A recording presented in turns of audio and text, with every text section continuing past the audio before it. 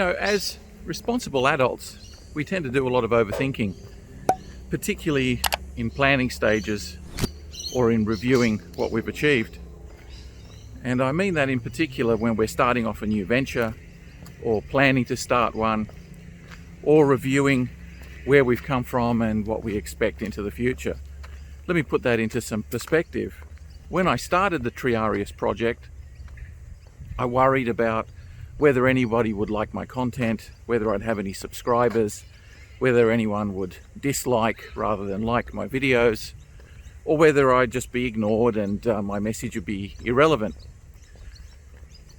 That, coupled with all the issues we have from our divorce, would my business survive?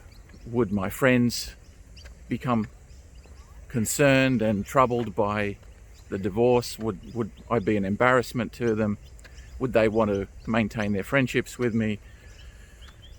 All of these things are typical what-if scenarios that, as responsible adults, we mull over, we contemplate in our decision-making processes. And it struck me just as a random thought this week that one of the things that childhood definitely possesses that adulthood doesn't is a different set of criteria for the what if question. What I mean by that is when we're using the what if as adults, we're normally trying to go into damage control or, more importantly, damage prevention. So we make decisions based on what ifs that are negative. What if I fail? What if nobody likes my content? What if I'm a laughingstock? What if people hate me? What if this doesn't take off? What if I lose money? What if? The teachings of Stoicism go even further into this idea of negative what ifs. Marcus Aurelius, the Roman emperor and probably most famous of all the Stoics, had a practice of imagining the worst case scenario every morning as part of his meditation routine.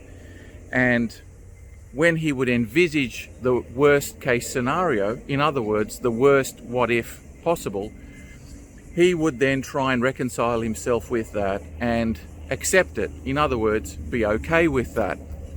So we have a situation where, as we've gone through the trials and tribulations of life, we've taught ourselves to anticipate the bad what ifs, to try and reconcile ourselves with them, accept them, and carry on regardless, in a way trying to deal with the inevitable pains of life.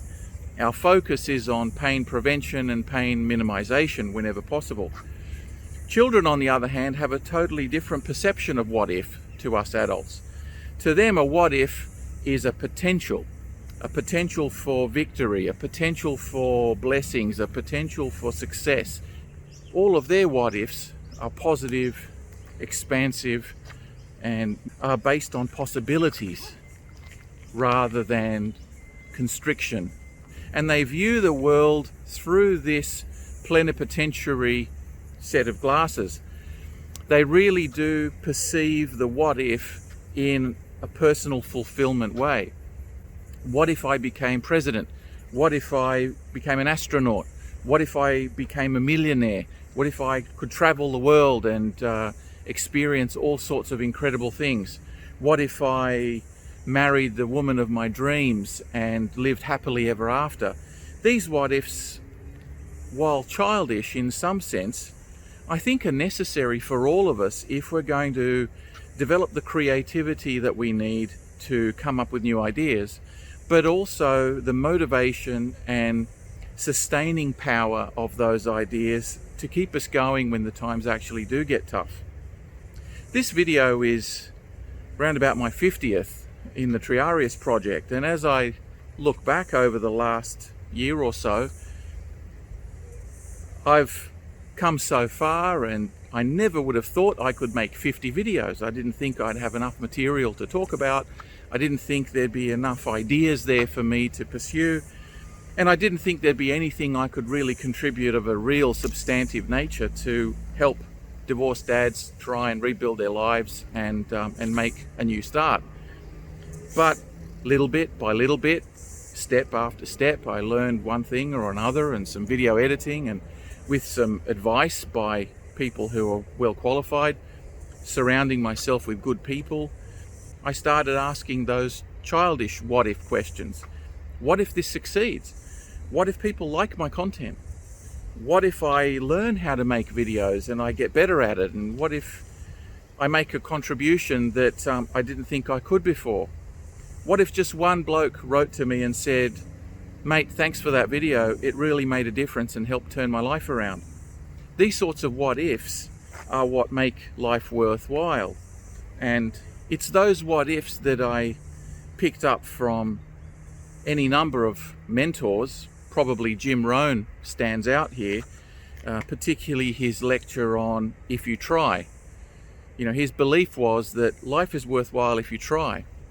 So as you look at your life and review some of the decisions you've made, and you also contemplate some of the actions that you want to take in the future, start making sure that at least 50% of your what ifs are potential positives.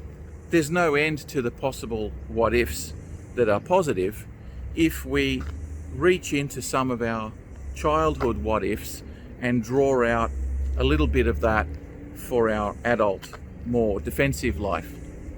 So I'll just leave you with those thoughts.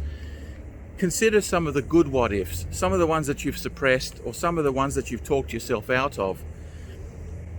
It's important to balance your planning, your strategizing, and your vision of the future, not just with the defensive what ifs, with the fearful what ifs, but also with the beneficial what ifs, because it's only those that are going to help us become successful.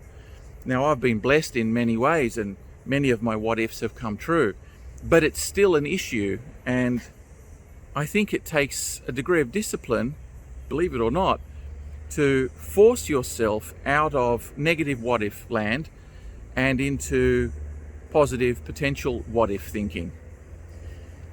So if you've been a little bit over defensive, and if you've been a little bit overly negative and concerned about where the future lies, maybe dig deep and reach into some of that childhood what if territory, and ensure that you put a few good ones in there with every one or two defensive ones. Hopefully that resonates with you. If so, please do like and subscribe, because hey, my what ifs are important too. And if you otherwise like the content, please do comment, share. Your comments can help others, and that's the whole aim of this project. So till next time, walk tall. Cheers. By the center!